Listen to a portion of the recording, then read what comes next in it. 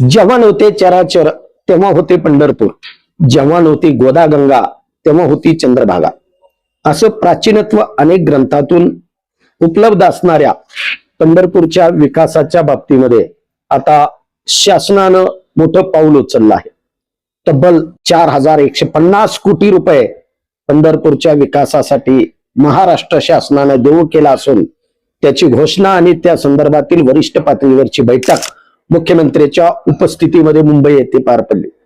खरं तर हा निर्णय झाल्यानंतर संपूर्ण महाराष्ट्रातील वारकरी संप्रदायानं जल्लोष व्यक्त केला. आपल्या श्रद्धेचं मूळ पीठ असणाऱ्या पंढरपूरच्या विकासाची अनेक स्वप्न महाराष्ट्र शासनाकडून आता विविध प्रसार माध्यमांच्या द्वारे जनतेपर्यंत पोहोचवण्याचं काम सुरू आहे. मात्र हा विकास होत असताना पंढरपूर शहरातील ज्यांच्यासाठी हा विकास होणार आहे असा नागरिक मात्र या घोषणेनं पूर्णपणानं धास्तावून गेला आहे. होय, खरंच धास्तावून गेला आहे का, तेच आपण या रिपोर्ट मधून पाहणार आहोत. नमस्कार, मी सुधाकर कवडे आणि आपण पाहतोय परफेक्ट न्यूज. दक्षिण काशी समजल्या जाणाऱ्या पंढरपूरच्या विकासाबाबत सातत्यानं राजकीय पातळीवरती, देश पातळीवरती आणि राज्य पातळीवरती चर्चा झालेली आहे. गेल्या 20-25 वर्षापासून शासनानं अनेक प्रकारच्या योजनांच्या द्वारे पंढरपूरचा विकास करण्याचं धोरण राबवलं आहे.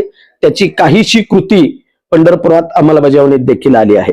यापूर्वीच्या सरकारने पंढरपूर, आळंदी, देहू अशा तीर्थक्षेत्रांचा विकास करण्याच्या हेतून पंढरपूरला येणारे रस्ते चौपदरी करून वारकऱ्यांचा प्रवास सुखाचा केला आहे. त्यानंतर भारतीय जनता पार्टी आणि शिवसेनेच्या सरकारनं पंढरपूरचा प्रोजेक्ट ड्रीम म्हणून मुख्यमंत्र्यांच्या स्वप्नातील पंढरपूर शहराचा विकास सत्यात उतरवण्यासाठी पंढरपूर शहराच्या विकासासाठी तब्बल 4150 कोटी रुपयांचा निधी दिला आहे. मात्र या निधीची विकास कामावर चर्चा होण्यापेक्षा इथल्या कॉरिडॉरवरती आणि पंढरपूरच्या पाडकामावरती जास्त चर्चा झाली.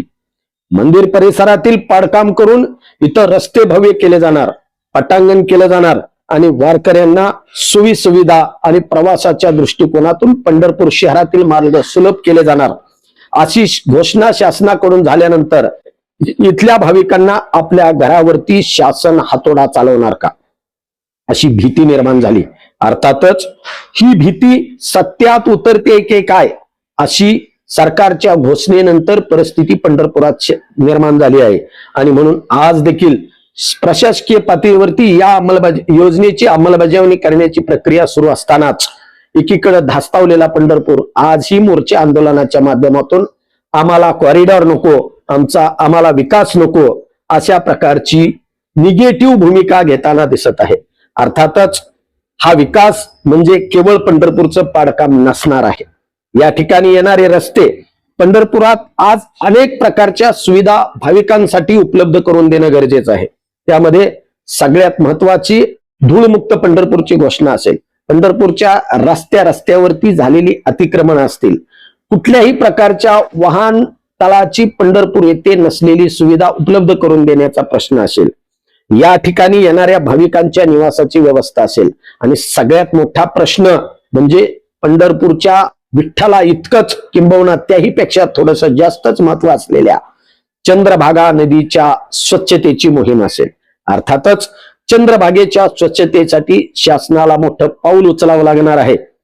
चंद्रभागा नदीच्या पात्रामध्ये अनेक वेळा कैक लोकांचा बुडून मृत्यू झाला आहे. नदीत पाण्याची पातळी वाढली की बुडून मरणाऱ्यांची संख्या वाढते. यावरती शासनाला काम करावे लागणार आहे. घाटाची बांधणी करावी लागणार आहे, नदीची दुरुस्ती करावी लागणार आहे आणि या ठिकाणी सुरक्षेची व्यवस्था करावी लागणार आहे. 65 एकर परिसरामध्ये शासनाला अनेक सुविधा वाढवाव्या लागणार आहेत.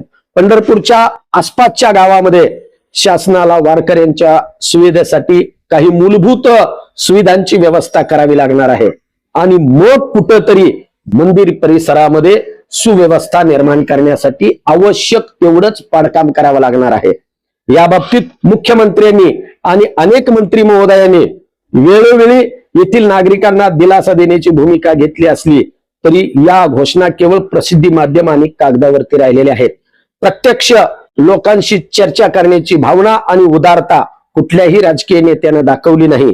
त्यामुळे धास्तावलेल्या पंढरपूरकरांना आधार देण्यासाठी आता मुख्यमंत्र्यांनीच आमच्याशी चर्चा करावी अशा प्रकारची केविलवाणी अपेक्षा पंढरपुराकडून व्यक्त होत असताना दिसून येत आहे. या बाबतीमध्ये शासन करोडो रुपयांचा निधी खर्च करत असताना कोणाचे तरी गळे घुटून विकास आम्हाला अपेक्षित नाही असा निगेटिव्ह सूर पंढरपूरच्या जनतेतून येत असताना शासन या बाबतीमध्ये कुठला निर्णय घेणार? खरंच इथला विकास करत असताना इथल्या उद्यमनगरीला म्हणजेच व्यापाराला 10 पटीनं आधार मिळणार का? 10 पटीनं आधार देण्याची मुख्यमंत्र्यांची घोषणा खरी वास्तवात येणार का? याविषयी पंढरपूरकरांना आता राजकीय लोकांचा केवळ चर्चेचा विषय होण्यापेक्षा ठोस आश्वासनाची गरज आहे. अर्थातच इथल्या लोकप्रतिनिधींना देखील हा प्रकल्प हवा असला तरी जनतेचा रोष मात्र नको आहे.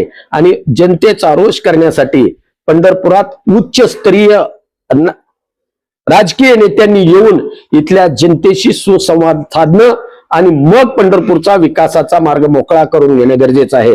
या बाबतीमध्ये राजकीय पातळीवरती आता कितपत हालचाली होणार आणि राजकीय पातळीवरती पंढरपूरकरांच्या या हाकेला कितपत प्रतिसाद मिळणार हे येणारा काळ ठरवणार आहे. तोपर्यंत पंढरपूरचा कॉरिडॉर आणि विकास इथल्या जनतेला सुखाचा वाटणार नाही.